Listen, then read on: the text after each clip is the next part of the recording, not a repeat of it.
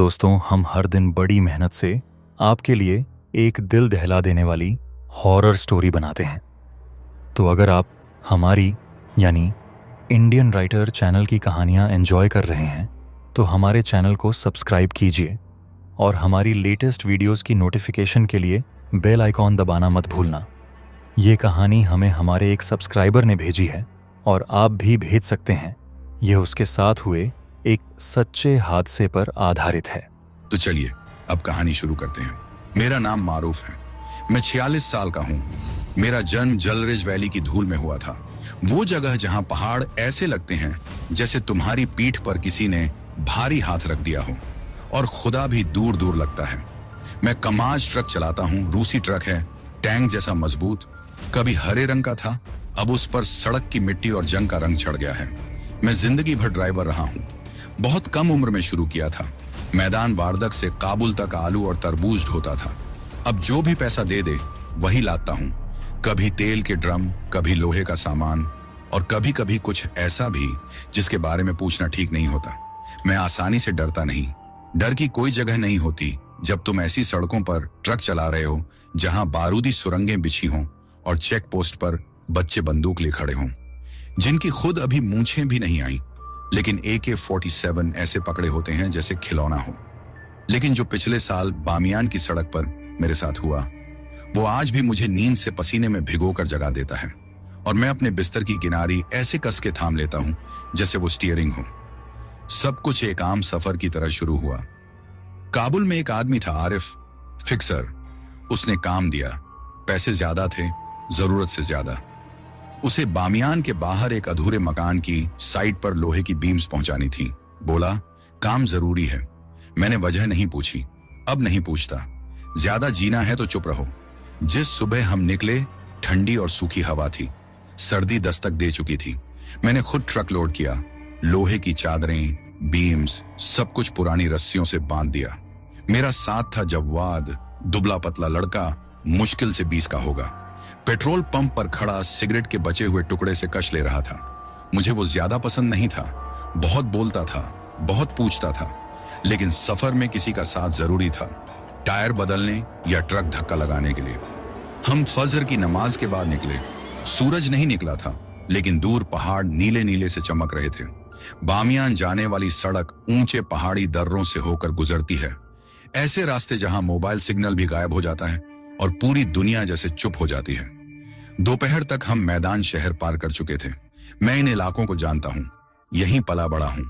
बचपन में गधों पर सवारी की, बकरियों के पीछे भागा, सोवियत टैंकों पर पत्थर फेंके। लेकिन अब सब बदल गया है। गांव खाली है, घर सुनसान पड़े हैं, जैसे किसी के लौटने का इंतजार कर रहे हों या किसी चीज के। उस्ताद, जवाद ने आगे देखते हुए कहा।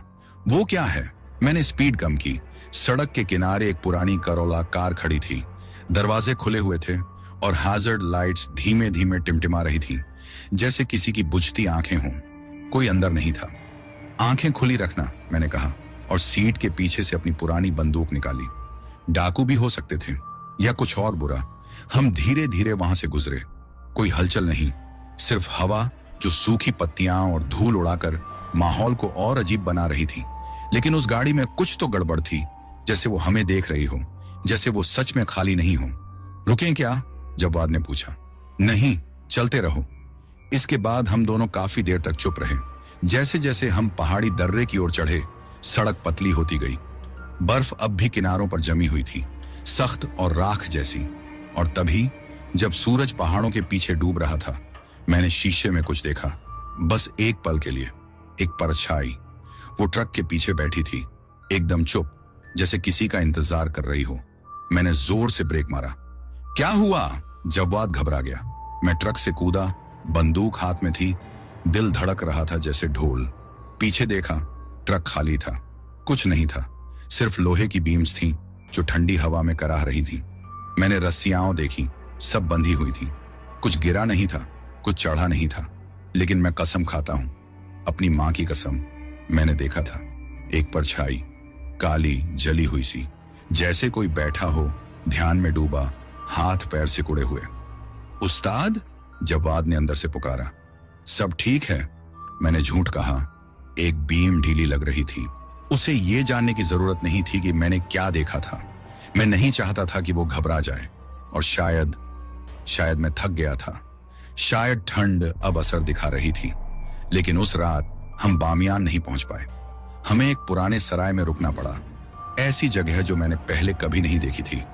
वीरान लग रही थी, लेकिन चिमनी से धुआं उठ रहा था। जावेद झिझका, पक्का है यहीं रुकना है? मैंने आसमान की तरफ देखा। सूरज डूब चुका था। अंधेरा गाढ़ा हो रहा था, जैसे काला तेल फैलता है और पहाड़ों को निगल जाता है। हमारे पास कोई और चारा नहीं है। हमने दरवाजा खटखटाया। एक बूढ़ा आदमी निकला। कुछ नहीं बोला, बस सिर हिलाया और हमें अंदर आने दिया। कमरे में गीली मिट्टी और जले हुए गुड़ की गंध थी। दीवारों पर पुराने कालीन टंगे थे, फटे हुए, अजीब अजीब चिन्हों से भरे। उस आदमी ने हमें रोटी दी, ठंडी सी सूप और गर्म चाय, जिसका स्वाद राख जैसा था। उसने न पूछा हम कौन हैं, न ये कि कहां जा रहे हैं। उस रात मैंने फिर उसी परछाई को सपने में देखा, लेकिन इस बार वह फुसफुसा रही थी। शब्द सुनाई नहीं दिए, पर वो ऐसे रगड़ते थे जैसे पत्थर पर नाखून घिसे जा रहे हों। जब मैं जागा, जावेद गायब था।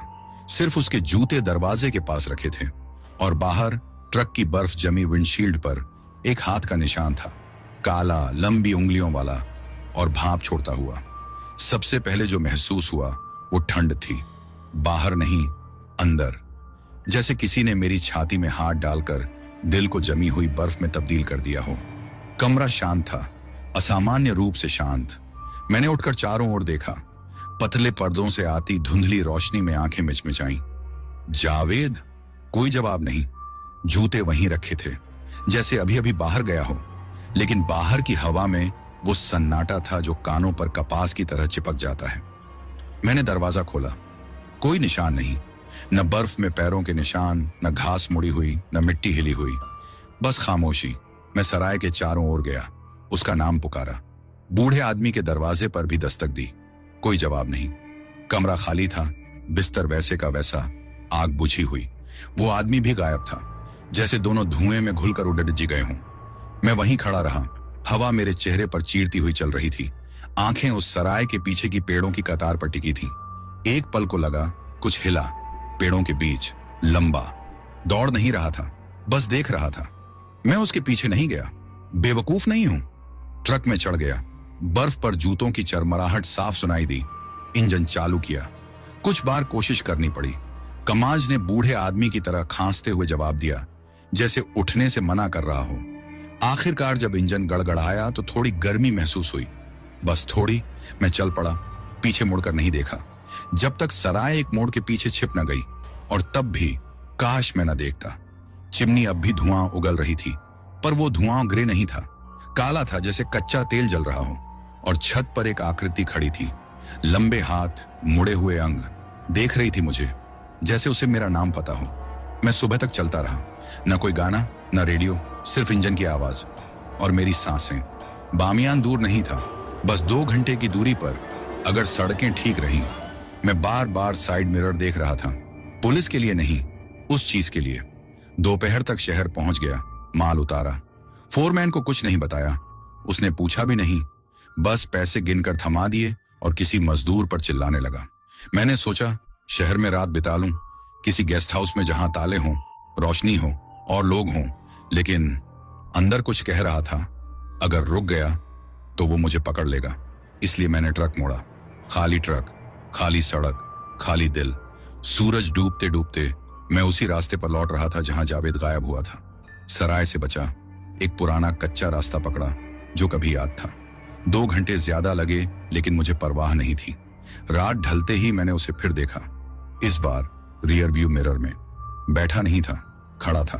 काली आकृति, लंबे हाथ मेटल बीम पर रखे, सिर एक ओर झुका, जैसे सुन रहा हो। मैं नहीं रुका, मैंने पलकें भी नहीं झपकाई, गति बढ़ा दी। लेकिन दिल कह रहा था वो अब सिर्फ पीछा नहीं कर रहा, वो ट्रक का हिस्सा बन गया है। जैसे जंग, जैसे सडन, जैसे कोई श्राप जो इस्पात में घुल गया हो। सड़क धुंधली लगने लगी, चक्कर सा आने लगा। हवा में लोहे और भीगे पत्थर की गंध थी। स्टीयरिंग कांप रहा था मेरे हाथों में। फिर मैंने उसे सुना, फुसफुसाहट। बाहर से नहीं, रेडियो से, जबकि रेडियो तो बंद था। आवाज धीमी थी, डूबी हुई, घुटी हुई, जैसे पानी के अंदर से कोई बोल रहा हो। उसने कहा, वो अभी भी यहीं है। मैंने ब्रेक मारे। ट्रक बीच सड़क पर चरमराता हुआ रुक गया। न कोई घर, न पेड़, बस सूनी पहाड़ियां और हवा। मैंने दरवाजा खोला। हवा ने चीख कर स्वागत किया। धीरे धीरे एक एक कदम रखते हुए मैं ट्रक के पीछे गया। तिरपाल के नीचे बीम के बीच जावेद का बैग रखा था। मैंने उसे पहले नहीं देखा था। बैग बंद था। मैं बस उसे देखता रहा लंबे समय तक। सांसें ठंड में धुंधला रही थीं। फिर आखिरकार मैंने बैग खोला। अंदर दो चीजें थीं। एक, सूखी टहनियों का एक गुच्छा लाल धागे से बंधा हुआ। दो, एक नोटबुक जिसके कुछ पन्ने फटे हुए थे और कुछ किसी काली चिपचिपी चीज में सने थे। आखिरी पन्ने पर सिर्फ 3 शब्द लिखे थे, पीछे मत देखना। उस रात मैं सोया नहीं। ट्रक को सड़क से हटाकर एक पत्थरीली चट्टान के पीछे छुपा दिया, जहां कोई देख न सके। इंजन बंद किया। बैठा रहा सी पर नोटबुक और पैसेंजर सीट पर वो टहनियों का गुच्छा, जैसे किसी मुर्दे को साथ लेकर चल रहा हूं। वो टहनियां अजीब थीं। साधारण लकड़ी नहीं लगती थीं, बहुत सूखी लेकिन नाजुक नहीं। और जो धागा उन्हें बांधे था, जब छुआ तो लगा जैसे कुछ चुभा हो, जैसे उसमें कुछ गलत सोख लिया गया हो, खून शायद, या उससे भी बुरा। मुझे नहीं पता कि जावेद के पास ये क्यों था। वो लड़का तो हमेशा मुस्कुराता रहता था, बातें करता। ऐसा कभी नहीं लगा कि उसके बैग में कोई श्राप छुपा होगा। लेकिन नोटबुक, वो कुछ और ही थी। ज्यादातर पन्ने खाली थे, लेकिन बीच में कुछ नोट्स मिले, जल्दी में लिखे गए, और हर पन्ने पर हैंडराइटिंग और भी ज्यादा कांपती हुई। उसने कहा था उस सराय के पास मत रुकना, वो जगह अपशगुनी है। कल रात मैंने कुछ सुना, कोई ट्रक को खरोंच रहा था। मारूफ को वो नहीं दिखता, पर मुझे दिखता है। वो हमारा पीछा कर रहा है। उस पर निशान लग गया है, हम दोनों पर। पीछे मत देखना, आखिरी लाइन बार बार दोहराई गई थी, जैसे जावेद ने उसे तब तक लिखा हो जब तक उसकी उंगलियों से खून नहीं निकल आया। मैं उस पन्ने को बहुत देर तक देखता रहा। वो शब्द मेरे सीने में बजरी की तरह बैठ गए, भारी और ठंडे। चारों ओर देखा, सूनी पहाड़ियां, काला आसमान और सिर्फ हवा की सरसराहट। फिर इंजन की ठंडी होती आवाज, और फिर खामोशी पूरी, जैसे हवा ने भी सांस लेना छोड़ दिया हो। फिर बाहर कुछ कदमों की आहट हुई, धीमी, ठहराव से भरी। भाग नहीं रहा था, चलकर आ रहा था मेरी तरफ। मैंने सीट के नीचे रखा एके थामा, कसकर पकड़ लिया। सांस रोके बैठा रहा, हिला तक नहीं। आवाज पास आती गई, ट्रक के दरवाजे तक पहुंची, फिर रुक गई। मैं रुका रहा। 10 सेकंड, 20, 30। मैं खिड़की की ओर झुकने ही वाला था कि मुझे वो शब्द याद आए, पीछे मत देखना। मैं वहीं जम गया। पसीना गर्दन से नीचे बहता रहा। दिल ऐसे धड़क रहा था जैसे ट्रक के हर शीशे को तोड़ देगा। फिर दरवाजे का हैंडल हिला एक बार, फिर कुछ नहीं। एक और मिनट बीता, तब जाकर कदमों की आवाज फिर सुनाई दी, इस बार दूर जाती हुई, धीरे, जैसे जानबूझकर, ताकि मैं सुन सकूं। मैं तब तक नहीं हिला जब तक सूरज नहीं निकला। सुबह ट्रक बर्फ से ढंका था, लेकिन वो साधारण बर्फ नहीं थी। वो अजीब थी, ऐसी जो पैटर्न बनाती है, घुमावदार रेखाएं, वृत्त, चिन्ह, जिन्हें मैं पहचान नहीं पाया, पर जिन्हें देखकर मेरी रीढ़ में सिहरन दौड़ गई। मैंने एक कपड़े से उन्हें साफ किया, लेकिन अगली रात वो दोबारा उभर आए। मैंने चलना जारी रखा, ना रुका, ना चाय के लिए, ना खाने के लिए, ना नमाज के लिए। बस चलता रहा, जैसे आगे बढ़ते रहना ही मुझे बचा सकता हो। लेकिन रास्ते में कुछ बदल गया। लोग मुझे अलग नजरों से देखने लगे। पेट्रोल पंप पर, सड़क किनारे की चाय दुकानों में, और दूसरे ट्रक चालकों के बीच हर कोई मुझे 1 सेकंड ज्यादा देखता, जैसे कुछ देख रहे हों जो मैं नहीं देख सकता। गजनी के पास एक गांव में एक बूढ़े आदमी ने मुझे देखकर अपने हाथ से एक निशान बनाया, जैसे किसी जिन्न को भगाने की कोशिश कर रहा हो। एक लड़का जो सिगरेटें बेच रहा था, मुझे पास से जाते देख अपनी ट्रे गिरा बैठा और रोता हुआ अपनी मां के पास भाग गया। जहां भी गया, फुसफुसाहटें मेरे पीछे चलती रहीं, और रात में आईने झूठ बोलने लगे। हेडलाइट्स नहीं, टेललाइट्स भी नहीं, नीली रोशनी, हल्की, तैरती हुई, जैसे भटकती आत्माएं। ट्रक के पीछे, हमेशा कुछ दूरी पर। कभी कभी लगता जैसे सुन भी सकता हूं। हंसी, तेज, बच्चों जैसी, लेकिन गलत। और हमेशा हमेशा वो एहसास कि कोई मेरे पीछे है, बस कैब के ठीक पीछे, जैसे ट्रक के भीतर ही बैठा हो। ना बोलता, ना हिलता, सिर्फ घूरता रहता। एक बार मैं कंधार के एक मौलवी के पास गया। लोग कहते थे वो रुकया करता है, ऐसी आयतें पढ़ता है जो इस दुनिया से बाहर की चीजों को जला डालती हैं। मैंने ट्रक मस्जिद के पीछे खड़ा किया और इंतजार करने लगा। वो आया धीरे से, जैसे पहले से जानता हो कि मैं क्यों आया हूं। उसने ट्रक को छुआ तक नहीं, देखा भी नहीं, बस कुछ कदम दूर खड़ा रहा, चेहरा सफेद पड़ा हुआ। तू कुछ साथ ले आया है, उसने कहा। क्या? मैंने पूछा। उसने कोई जवाब नहीं दिया, बस एक काला धागा दिया। कहा, इसे कलाई में बांध ले, मत तोड़ना और कभी दोबारा बामियान वाली सड़क के पास मत जाना, वो हमसे भी पुरानी है। मैं और कुछ पूछना चाहता था, लेकिन वो मुड़ गया। उसके बाद मुझसे कभी नहीं बोला। उस रात मैं ट्रक में ही सोया। काले धागे को कसकर बांधकर वो टहनियों का गुच्छा अब भी पैसेंजर सीट पर पड़ा था। नोटबुक दस्ताने के बॉक्स में छिपी हुई, लेकिन नींद नहीं आई, क्योंकि सपने में मैं फिर से जावेद को देखा, नंगा, राख से ढका हुआ, आंखें गायब, कुछ बुदबुदाता हुआ, ऐसा कुछ जो मैं कभी भूल नहीं पाया। अब उसे तेरा नाम पता है। कंधार के बाद मैंने सेंट्रल प्रोविंस की सारी डिलीवरीज ठुकरा दी। लोगों से कहा पीठ में दर्द है या आंखें खराब हो गई हैं, जो भी बहाना मिला बना लिया। फिक्सर ने कॉल करना बंद कर दिया। बाकी ड्राइवर फुसफुसाने लगे, कहने लगे मारूफ डरपोक हो गया है। एक ने तो मजाक में कह दिया शायद किसी भूत को देख लिया होगा। काश उसे सच्चाई पता होती। मैंने कोशिश की नॉर्मल रूट्स लेने की, हेरात, स्पिन बोल्दग, एक बार तो पाकिस्तान भी गया, लेकिन फर्क नहीं पड़ा। वो पीछा करता रहा, जैसे कोई परछाई जिसे नाम नहीं दिया जा सकता। फिर ट्रक ने खुद बदलना शुरू कर दिया। सबसे पहले आईने, वो सही से मेरा अक्स नहीं दिखाते थे। कभी लगता मैं पलकें झपका रहा हूं, जबकि मैंने ऐसा नहीं किया। कभी लगता मैं सीट पर हूं ही नहीं, लेकिन फिर भी सीट पर कोई बैठा होता। फिर कैब की गंध बदल गई, जली हुई बालों की, समंदर के नमक जैसी। मैंने धोया, ब्लीच से रगड़ा, अगरबत्तियां जलाई, कुछ काम नहीं आया। फिर आवाजें आने लगी, घसीटना, जैसे किसी नेल से मेटल को रेदा जा रहा हो ट्रक के नीचे से। कभी कभी धक धक, हमेशा रात में, कभी दिन में नहीं। मैंने कैब में सोना छोड़ दिया। अब सड़क किनारे के गंदे सरायों में भी रूम लेने लगा, लेकिन कभी जंगलों के पास नहीं, कभी पहाड़ियों के पास नहीं, और कभी अंधेरे के बाद आईनों में नहीं देखता। 3 महीने बाद जावेद के गायब होने के मैं लश्करगाह की ओर था। ट्रक में लोहा और तार कॉइल्स लोड किया था। रात के 12 बजने वाले थे जब ट्रक खींचने लगा, जैसे कुछ भारी उसमें चढ़ गया हो।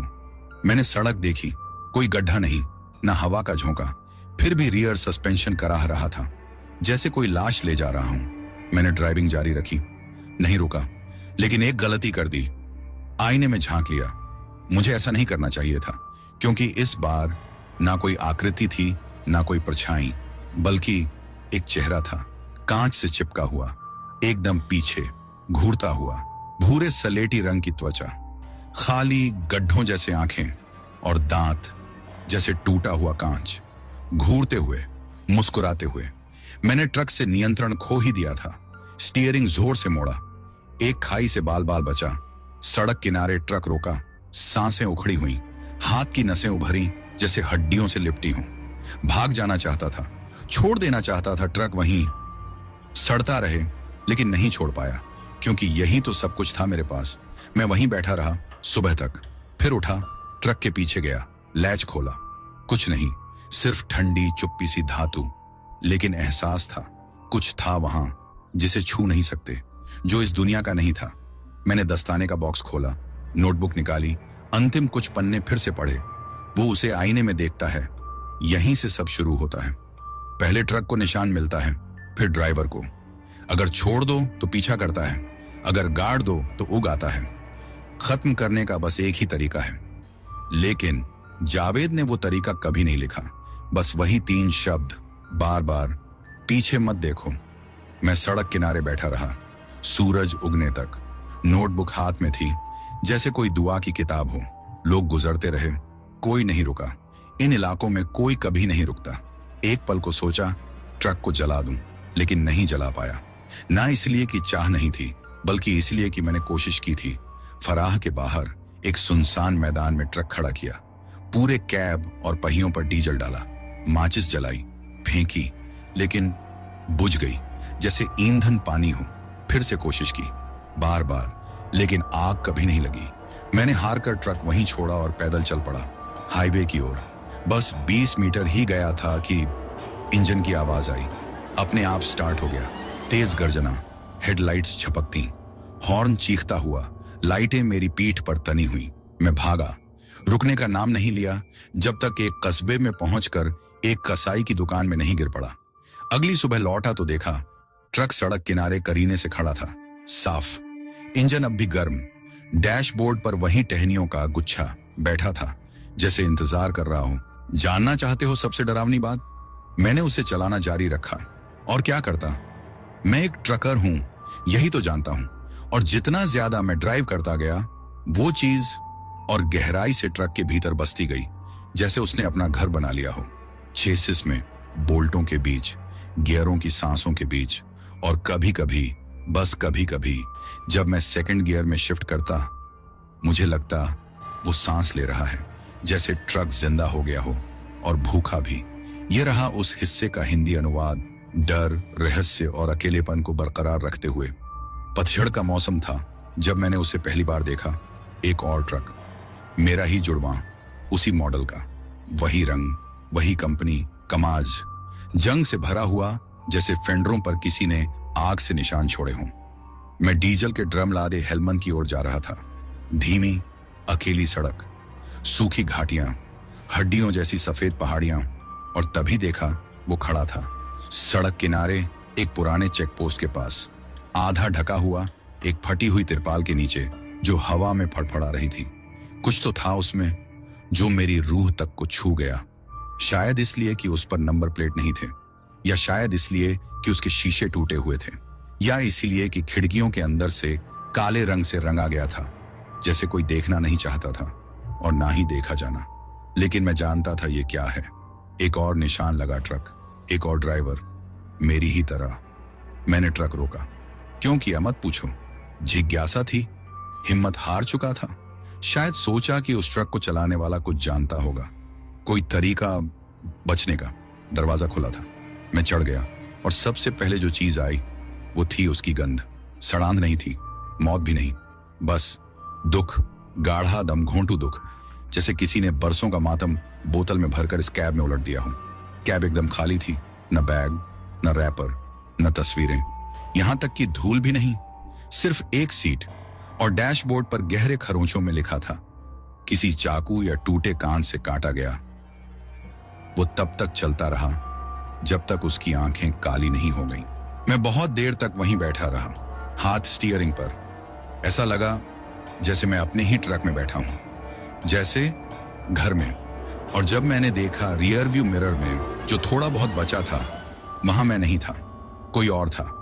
एक आदमी, पीला, खोखला, मेरे ही कपड़े पहने हुए, काली आंखों से मुझे घूरता हुआ।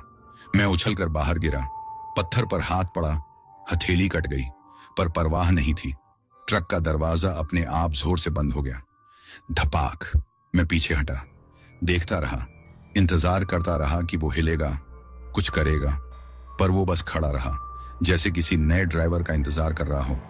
मैंने उस ट्रक के बारे में किसी को कुछ नहीं बताया, कौन मानेगा। बस चुपचाप फिर से चल पड़ा। लेकिन उस दिन के बाद कुछ बदल गया। मैंने अपना अक्स देखना बंद कर दिया। सिर्फ ट्रक के शीशों में नहीं, किसी भी चीज में नहीं, न खिड़की में, न चश्मे में, न क्रोम बम्पर में, कुछ भी नहीं। बस एक धुंधली सी परछाई, या कभी कभी कुछ भी नहीं। दोपहर के वक्त मेरी परछाई गिरनी बंद हो गई थी। लोग मुझसे कतराने लगे थे। पुराने दोस्त, मैकेनिक, वो पेट्रोल पंप के लड़के जो पहले हाथ हिलाते थे, लिफ्ट मांगते थे, अब मुझे आते देख सड़क पार कर जाते थे। और फिर मैंने अपना नाम सुना, स्टैटिक में, रेडियो पर, हवा में, इंजन से आती धीमी धीमी फुसफुसाहटों में। जब मैं इग्निशन बंद करता, हर बार वही लहजा, नरम, जिज्ञासु, भूखा। और फिर वो रात आई जब मैंने एक मुसाफिर को बिठाया। खाश के बाहर एक सूखा इलाका था जहां मोबाइल सिग्नल नहीं पहुंचते, और आसमान पर तारे ऐसे बिखरे थे जैसे किसी ने हड्डियां फैला दी हों। वो औरत सड़क के बीचों बीच खड़ी थी, अपना शॉल हवा में लहरा रही थी। मैं अब अनजान लोगों के लिए नहीं रुकता, लेकिन न जाने क्यों उस रात मेरे पैर ब्रेक पर खुद चले गए। वो चुपचाप चढ़ गई, चेहरा पूरी तरह ढका हुआ, और फिर एकदम सीधे बैठ गई। उसके हाथ गोदी में टिके हुए, एकदम शांत। पहले घंटे में एक शब्द नहीं बोला। फिर जैसे ही हम एक टूटी फूटी फ्यूल स्टेशन के पास से गुजरे, उसने फुसफुसाकर कहा, तुम पर निशान लग चुका है। मैंने स्टीयरिंग कसकर पकड़ लिया। क्या मतलब है तुम्हारा? वो चुप रही। फिर शॉल के अंदर से एक छोटी सी पोटली निकाली, सफेद कपड़े में लिपटी हुई। बिना कुछ कहे मेरे हाथ में रख दी। मैंने उसे तुरंत नहीं खोला। कुछ किलोमीटर बाद एक धूल भरी कच्ची सड़क पर उतर गई। पीछे मुड़कर नहीं देखा, न शुक्रिया कहा, बस धूल में खो गई। और जब मैंने वो पोटली खोली, उसमें 3 चीजें थीं। एक शीशा फूटा हुआ, एक तस्बीह, एक सिरा जली हुई, और एक पुर्जा। तेज तिरछे अक्षरों में लिखा हुआ, तुम बहुत दूर निकल चुके हो, इसे जला दो, इससे पहले कि ये तुम्हें अंदर से खा जाए। अगर ये तुम्हारी ही आवाज में बोले, भाग जाना। उस रात के बाद मैंने खुद को सुना, ट्रक के पीछे से। कोई जो मेरी तरह नहीं था, वो मैं ही था, मेरी ही आवाज। ऐसी बातें दोहराती जो मैंने कभी कही ही नहीं थी। मेरी सांसों की नकल, मेरी खांसी, यहां तक कि मेरी हंसी भी। शुरुआत में सोचा शायद मेरा दिमाग खेल खेल रहा है। फिर एक रात जब मैं लाल रेगिस्तान से गुजर रहा था, मैंने अपनी ही आवाज को कहते सुना, तू कभी आजाद नहीं होगा। मैंने जवाब नहीं दिया, पल भर को भी नहीं चौंका, क्योंकि मुझे पता था अगर मैंने मान लिया कि यह सच है तो वो सच हो जाएगा। इन्हीं चीजों का यही तरीका होता है। मैं बस ड्राइव करता रहा, और करता भी क्या, पर अंदर ही अंदर मैं समझ गया था अब बात ट्रक की नहीं रह गई थी, अब बात मेरी थी। वो चीज जो मैं ढो रहा था, वो इंजन में नहीं थी, ना ही शीशों में। वो मेरी आंखों के पीछे थी, देख रही थी, रुककर, जागकर, इंतजार करती। उसके बाद मैंने साउथ की सड़कों को छोड़ दिया, पश्चिम की तरफ चल पड़ा, हरात की ओर, ईरान की ओर। खुद से कहता रहा कि नई जॉब्स चाहिए, नए रूट तलाशने हैं। लेकिन सच बस इतना था, मैं भाग रहा था। हर किलोमीटर एक दुआ थी, हर गियर शिफ्ट एक धड़कन। लेकिन जिस चीज से तुम भाग नहीं सकते, वो अगर तुम्हारे अंदर हो तो। जरांज के पास था मैं, एक टूटी फूटी सड़क पर, जहां रेगिस्तान की तरफ से नमक भरी हवाएं आती हैं और मुंह में धातु जैसा स्वाद छोड़ जाती हैं। वहां एक पुराना पेट्रोल पंप था, आधा गिरा हुआ। चलाता था एक लड़का, मुश्किल से 15 साल का। उसने कुछ नहीं कहा, बस मुझे ऐसे देखा जैसे कुछ जानता हो या कुछ देख सकता हो। बिना कुछ पूछे उसने मेरे हाथ में एक छोटा थैला थमाया, नमक से भरा हुआ। उसे पकड़ाया जैसे कोई तोहफा हो या शायद कोई चेतावनी। कैब के चारों कोनों में डाल देना, एक भी लकीर टूटे मत। मैंने सिर हिलाया। क्यों नहीं पूछा, क्योंकि जवाब मैं पहले ही जानता था। उस रात सोने से पहले मैंने चारों कोनों में नमक बिछा दिया, 4 लकीरें, एकदम सटीक। कैब को सील कर दिया। कंबल लपेटकर, बंदूक गोद में लेकर मैं फर्श पर बैठ गया, और हफ्तों बाद पहली बार फुसफुसाहट बंद हो गई। कोई खरोंच नहीं, गर्दन के पीछे सांसों की आहट नहीं, इंजन अपने आप स्टार्ट होने की आवाज नहीं, बस सन्नाटा। मैं रोने ही वाला था, पर तभी सूरज निकलने से ठीक पहले मैंने देखा नमक हिल रहा था, उड़ नहीं रहा था, चल रहा था, जैसे कोई अदृश्य चीज उसके ऊपर से चल रही हो। एक लकीर टूटी, सिर्फ एक, कैब के सामने वाले दाहिने कोने की, और वो ही काफी था, क्योंकि कुछ अंदर आ गया।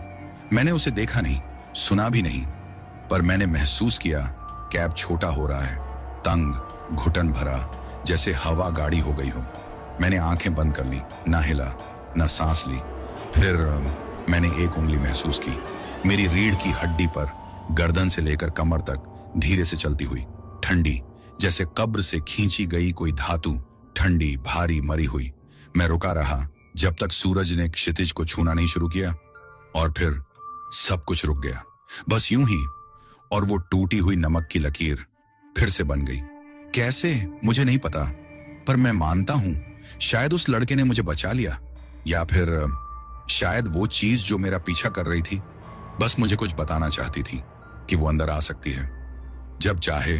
उस रात के बाद मैंने धुएं को देखना शुरू किया, पर यह इंजन से नहीं था, डीजल से भी नहीं, आग नहीं थी, धुआं था, भारी, गाढ़ा, काला, और वो इरादे के साथ अंदर घुसता था।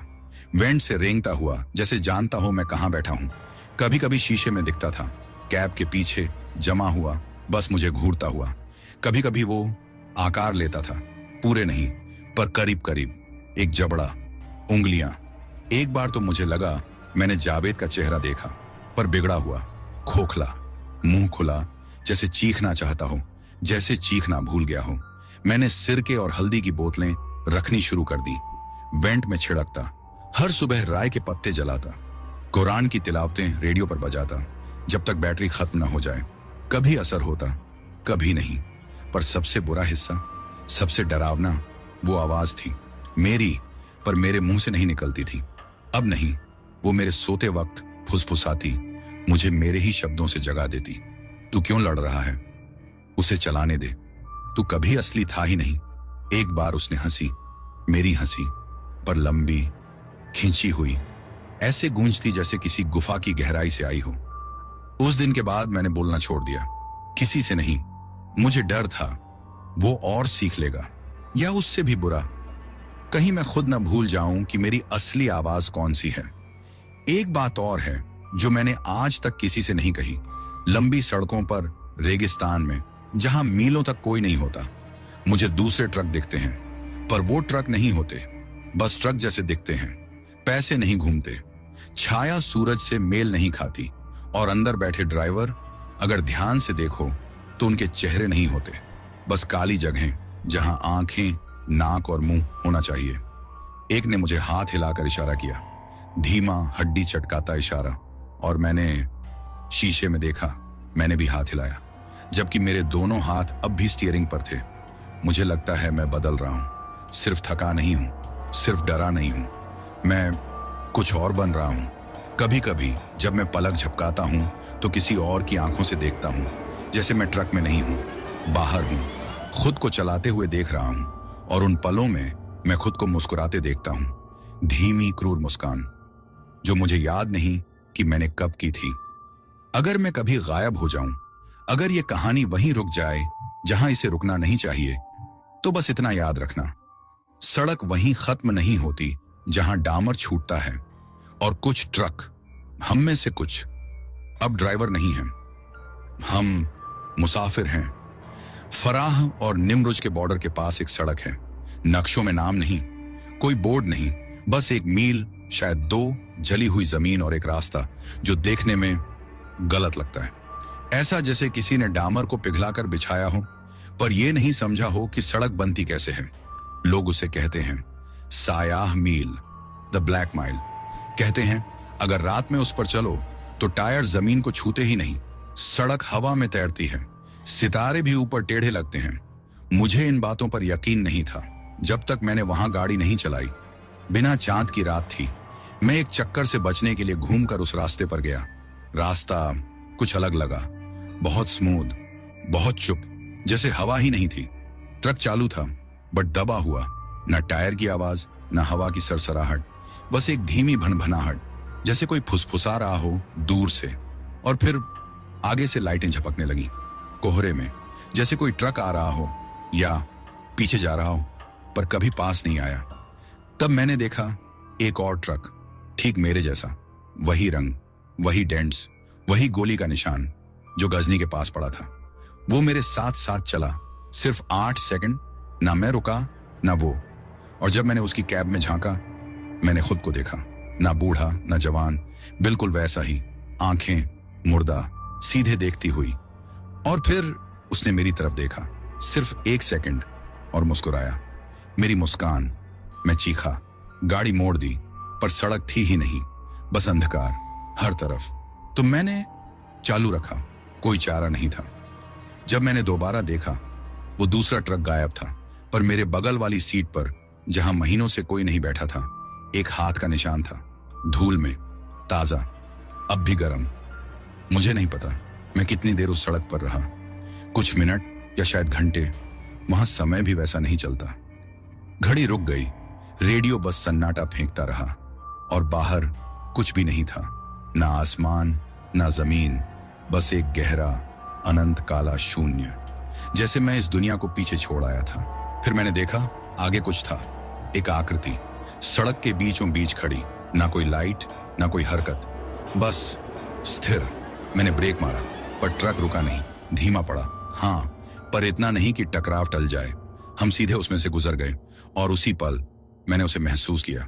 ठंडा, खाली, प्राचीन, पहाड़ों से पुराना, जमीन के नमक से भी ज्यादा पुराना। और जैसे ही वो मेरे शरीर से गुजरा, उसने एक शब्द फुसफुसाया, ड्राइवर। नाम नहीं, एक भूमिका, एक मकसद। जैसे मैं अब इंसान नहीं रहा, बस एक झरिया, एक चीज जिसमें एक स्टीयरिंग है और धड़कता हुआ दिल। जब मैं आखिरकार ब्लैक माइल से निकला, आसमान धूसर था, सूरज उग रहा था और सड़क फिर से सामान्य, धूल से भरी, टूटी हुई, चिड़ियों की आवाजों से भरी। पर मैं ना खुश हुआ ना रोया, क्योंकि कुछ मेरे साथ बाहर भी आया था। मैं महसूस कर सकता था शीशों में, पीछे की सीट पर।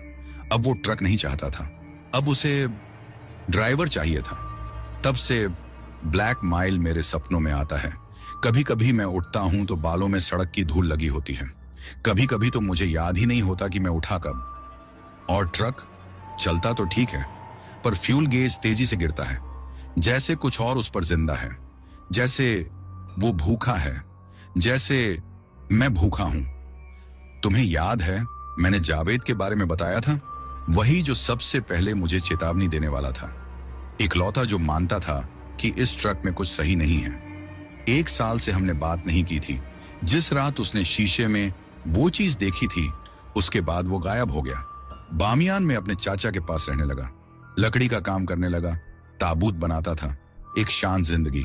पर मुझे पता था मुझे उसे ढूंढना होगा, दोस्ती के लिए नहीं, जवाबों के लिए। मैंने उसे एक छोटे गांव में ढूंढ निकाला, 2 चूना पत्थर की चट्टानों के बीच बसा हुआ। वहां लोग आज भी मानते हैं कि रेडियो जादू है। वो पतला लग रहा था, थका हुआ, उसकी आंखों में कुछ था, जैसे वो एक कहानी का अंत जानता हो जो बाकी दुनिया ने पढ़ी ही नहीं। उसने मुझे गले नहीं लगाया, सलाम भी नहीं कहा, बस ट्रक को देखा, फिर मुझे, तू इसे यहां ले आया?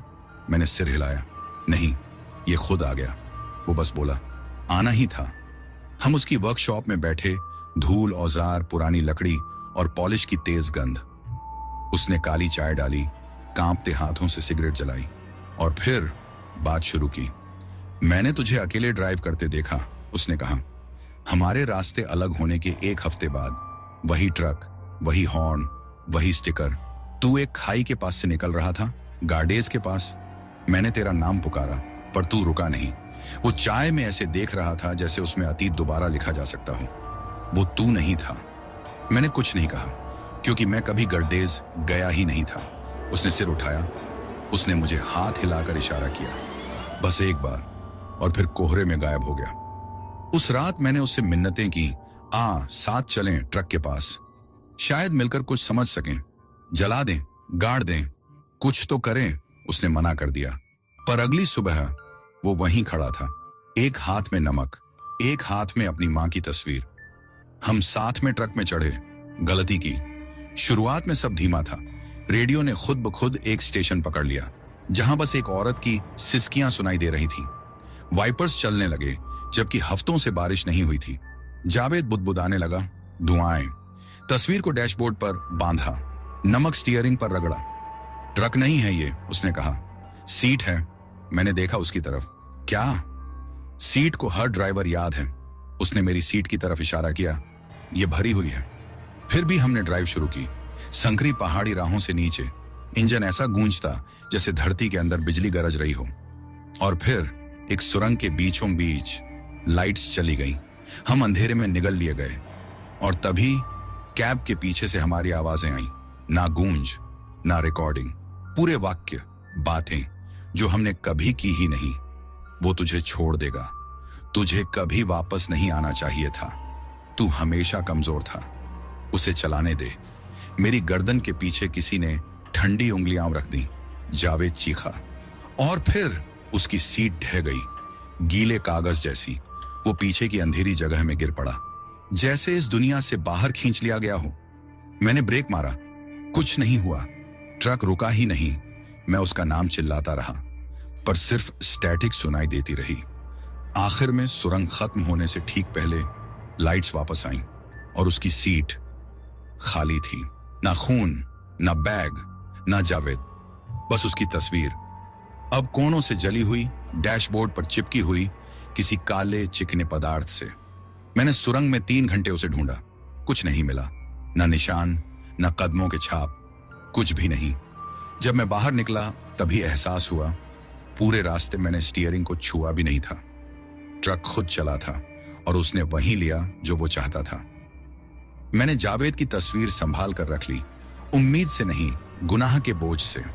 अब वो तस्वीर दरक चुकी है, धुंधली हो रही है। कभी कभी जब मैं रुका होता हूं और दुनिया एकदम शांत होती है, सीट के नीचे से थपथपाने की आवाज आती है। एक ताल, शायद मोर्स कोड, या फिर एक धड़कन। मैं कभी नहीं देखता, क्योंकि अगर देखा और उसकी उंगलियां ऊपर आती दिखी तो मैं खुद को रोक नहीं पाऊंगा, खींच लूंगा। और मुझे पता है अगर मैंने ऐसा किया तो जो लौटेगा वो जावेद नहीं होगा। जावेद के गायब होने के बाद मैंने माल ले जाना बंद कर दिया। ना ग्राहक, ना सामान, सिर्फ ईंधन और सन्नाटा। मैं वीरान सड़कों पर भूत बनकर भटकता रहा। कैब में ही सोता, इंजन चालू रखकर, खाता बासी रोटी और कड़वी चाय। वजन घटा, दिन खो दिए। कभी कभी तो एकदम नए प्रांत में आंख खुलती थी, बिना याद के कि वहां पहुंचा कैसे। पर सड़क, उसने मुझे कभी नहीं भुलाया।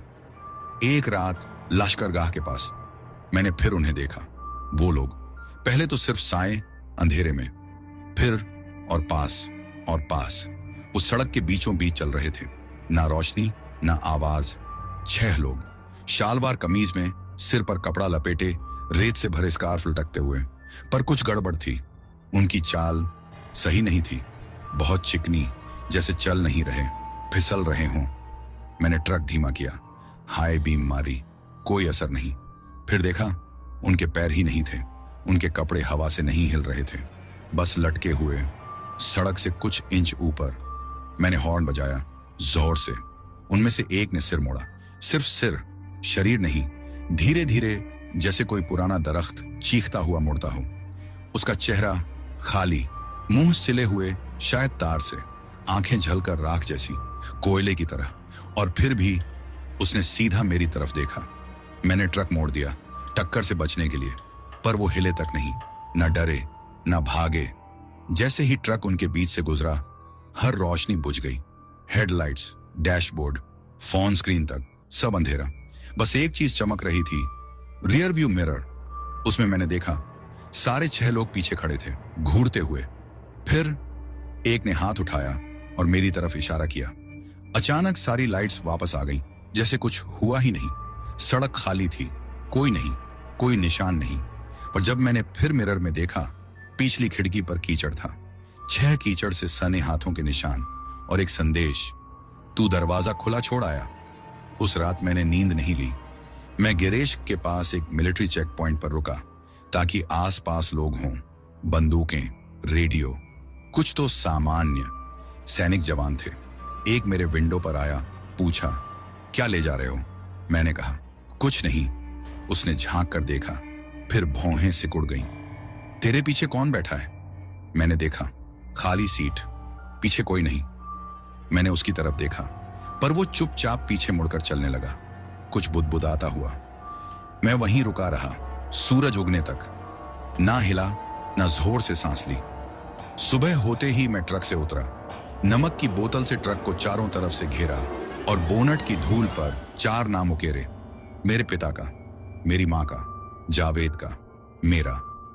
कुछ था उसमें, शायद थोड़ी राहत, थोड़ा वक्त, पर सुरक्षा नहीं। उसी शाम मैं एक पुराने फ्यूल स्टेशन पहुंचा। पंप अटेंडेंट ने मुझे देखा और पीछे हट गया, बिना कुछ कहे। उसे पैसे नहीं चाहिए थे, मामला नहीं चाहिए था। पर जब मैं जाने लगा, उसने धीमे से कहा, कहते हैं जब सड़क तेरा नाम जान ले, तू उसे कभी छोड़ नहीं सकता, मरने के बाद भी नहीं। मैंने पूछा, इसका मतलब? उसने बस ट्रक की तरफ इशारा किया। तू पहला नहीं है जिसे ये चीज लेकर चल चुकी है। उस रात मैंने सपना देखा, एक सड़क का, जो बनी थी दांतों से, कोई डामर नहीं, बस सफेद टूटे नुकीले दांत क्षितिज तक फैले हुए, और मेरा ट्रक उन्हें कुचलता हुआ चल रहा था। पहिए चीख रहे थे, जैसे सड़क को चबाते हुए आगे बढ़ रहे हों। मैं ड्राइवर सीट पर था, और जब नीचे देखा मेरे हाथ स्टीयरिंग पर नहीं थे, वो बंधे हुए थे, और फिर भी ट्रक चलता रहा था। अब तक मैं लड़ना छोड़ चुका था। ये साफ हो गया था कि ये रास्ता अब सिर्फ मेरा नहीं रहा, वो ट्रक भी अब मेरा नहीं था। ये किसी बड़ी पुरानी चीज का हिस्सा बन चुका था, और मैं जितना आगे बढ़ता उतना ही गहराई में उतरता जा रहा था। अब फुसफुसाहटें हमेशा साथ थीं। वो सिर्फ नींद में नहीं आती थी, वो इंजन की गूंज, गियरों की खड़खड़ाहट, टूटी फूटी सड़क पर टायरों की घरघराहट में भी गूंजती थी। और फिर एक रात रेगिस्तान के बीचों बीच मैंने उसे महसूस किया, कुछ अलग।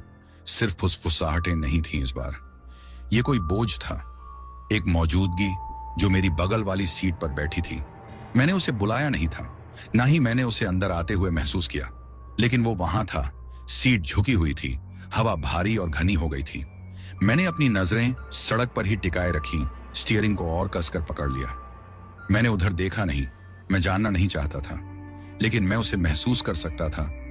वो मुझे देख रहा था। वो सांस नहीं लेता था, लेकिन उसकी नजरें मुझ पर थीं।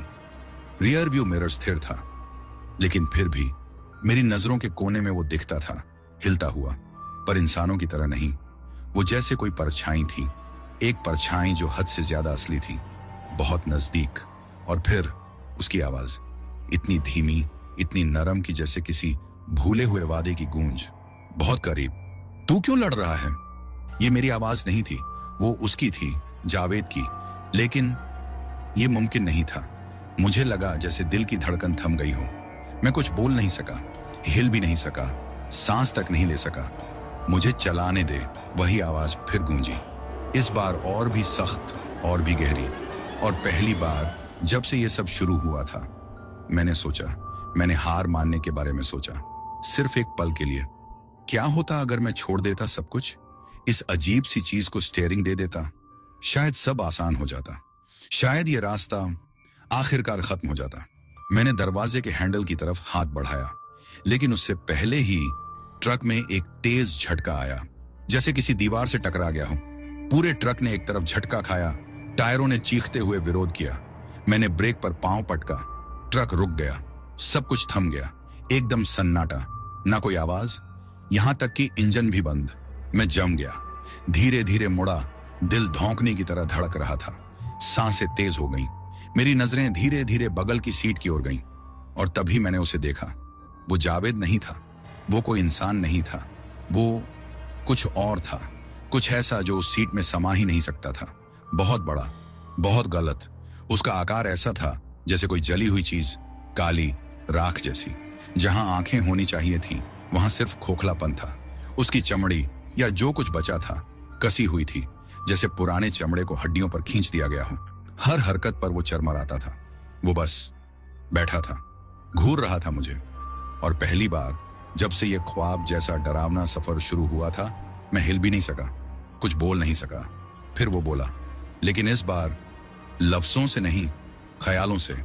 अब जो मेरे अंदर था वो मेरा जहन नहीं था। मैं समझ नहीं पा रहा था कहां वो खत्म होता है और मैं शुरू। उसने भीतर तक झांका, खींचा, और ऐसा लगा जैसे ट्रक की कैब सिकुड़ने लगी हो, जैसे हवा ही खींच रही हो, जगह घटती जा रही हो। उस परछाई ने, उस चीज ने अपनी लंबी काली उंगली से मेरे कंधे को छुआ। ना कोई धमकी, ना कोई वादा, बस एक स्पर्श। और मैं महसूस कर सकता था कि वो मेरी छाती में उतर रहा है, मेरे फेफड़ों में, मेरे गले में, जब तक वहां से हवा ही नहीं बची, जब तक कुछ नहीं बचा सिवाय उसके। जब मेरी आंख खुली, ट्रक फिर से चल रहा था। मैं फिर सड़क पर था और अकेला, ना कोई आकृति बगल में, ना कोई बोझ सीट पर। लेकिन कुछ बदल चुका था। मैं महसूस कर सकता था, हवा खाली लग रही थी, मैं खाली लग रहा था। अब मैं ट्रक नहीं चला रहा था, मैं सवार था, और सड़क मुझे चला रही थी। मैंने कोशिश की याद करने की, आखिरी बार कब मैं इस रास्ते पर अकेला था, कब आखिरी बार कंट्रोल मेरे पास था। मुझे याद नहीं। ऐसा लगा जैसे सदियां बीत गई हों। अब अंधेरा बहुत करीब आ चुका था, लेकिन ट्रक वो नहीं रुका। एक मोड़, फिर एक और, एक मील, फिर अगला। मैं बस पकड़ कर बैठा था और इंतजार कर रहा था। फुसफुसाहटें फिर शुरू हुई। अब सिर्फ मेरे जहन में नहीं थी, नहीं, अब वो बाहर थी, हवा में, इंजन में, ट्रक की दरारों में, रेंगती, खुरचती, उन जगहों में घुसती जहां मेरा जहन कभी नहीं पहुंच पाया। और हर बार जब मैं रियर व्यू मिरर में देखता, वही नजारा दिखता, खाली सीटें, खाली सड़कें और वो अंतहीन रेगिस्तान जो मुझे खींचता चला जा रहा था। अब लड़ने के लिए कुछ नहीं बचा था, अब रोकने के लिए कुछ नहीं था। मुझे नहीं पता ये सब कब खत्म होगा, शायद कभी नहीं, शायद यही अब सब कुछ है। लेकिन अगर तुम कभी किसी ट्रक को देखो, क्षितिज पर बहकते हुए, टूटा फूटा, ड्राइवर सीट पर कोई नहीं, वो मैं नहीं हूं, अब नहीं, वो कोई और है, शायद तुम। मैंने पहली बार वो आवाज आधी रात को सुनी थी। शुरुआत में लगा शायद ट्रक के पुराने हिस्से हैं, सस्पेंशन की कराह, इंजन की आखिरी सांसें। लेकिन वो आवाज अलग थी, वो मशीनी नहीं थी, वो एक इंसानी आवाज थी, पुरानी, भारी, घिसी हुई। और वो रेडियो से नहीं आ रही थी, वो ट्रक के अंदर से आ रही थी, पीछे से, वहीं से जहां कभी वो साया बैठा था। गुम हो गया है क्या ड्राइवर? मैंने मुड़कर नहीं देखा, मैं नहीं देखना चाहता था, लेकिन उस आवाज में कुछ था, जैसे वो जानी पहचानी हो, जैसे कभी सपनों में सुनी हो या जागने और सोने के बीच की दरारों में। मैंने रफ्तार बढ़ा दी, तेज और तेज, यहां तक कि मेरे कानों में दिल की धड़कनें गूंजने लगी। हवा, टायरों, सड़क की आवाज सब दबा गई। मैंने स्टीयरिंग जोर से घुमा दिया, हाथ पसीने से भीगे हुए। मुझे ऐसा नहीं करना चाहिए था, क्योंकि जब मैंने ऐसा किया, ट्रक ने मेरी हरकत का साथ नहीं दिया। स्टीयरिंग मेरे हाथों से छूट गया, गियरों ने चीख मारी, और मुझे कसम है, एक पल को ऐसा लगा जैसे ट्रक फिर से खुद चल रहा हो। फिर वो आवाज आई, तेरे पास कभी कोई चॉइस थी ही नहीं। मैंने दांत भींच लिए, होंठों के बीच दबी दबी दुआएं बुदबुदाई।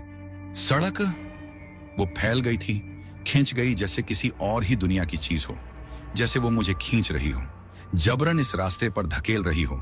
मुझे नहीं पता उस रात कितनी देर तक मैंने ड्राइव किया, घंटों, शायद दिन। सड़क धुंधली हो गई थी, समय का एहसास फिर खो गया।